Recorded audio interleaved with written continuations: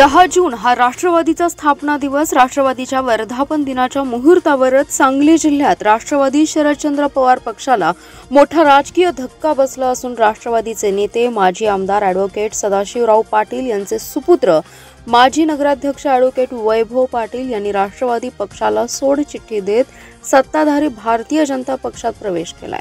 वैभव पाटील यांनी आपल्या समर्थकांसह आज मुंबईत राज्याचे उच्च व तंत्र शिक्षण मंत्री आणि सांगलीचे पालकमंत्री चंद्रकांतदादा पाटील, भाजपाचे प्रदेश कार्यकारी अध्यक्ष रवींद्र चव्हाण यांच्या प्रमुख उपस्थितीत भारतीय जनता पार्टीत प्रवेश केलाय.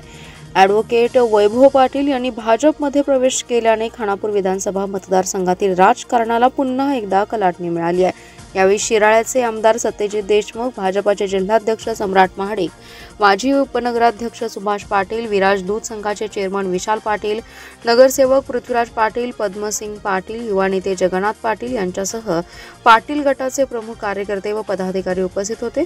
पेट्याचे माजी नगराध्यक्ष ॲडव्होकेट वैभव पाटील यांनी विधानसभा निवडणुकीपूर्वी उपमुख्यमंत्री अजितदादा पवार यांच्या राष्ट्रवादीमध्ये प्रवेश करून जिल्हाध्यक्षपद घेतलं होतं.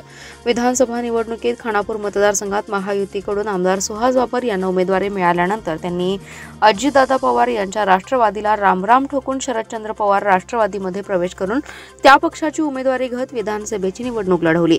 आगामी विटा नगरपालिकेसह स्थानिक स्वराज्य संस्थांच्या निवडणुका जवळ आल्याने सत्ताधारी पक्षात सहभागी होणं गरजेचं असल्याचं मत नेत्यांनीही व्यक्त केलं. या पार्श्वभूमीवर माजी आमदार ॲडव्होकेट सदाशिवराव पाटील आणि ॲडव्होकेट वैभव पाटील यांनी भाजपात जाण्याचा अंतिम निर्णय घेतला आणि सांगलीचे पालकमंत्री चंद्रकांतदादा पाटील, भाजपाचे प्रदेश कार्यकारी अध्यक्ष रवींद्र चव्हाण यांच्या प्रमुख उपस्थितीत भारतीय जनता पार्टी प्रवेश केला.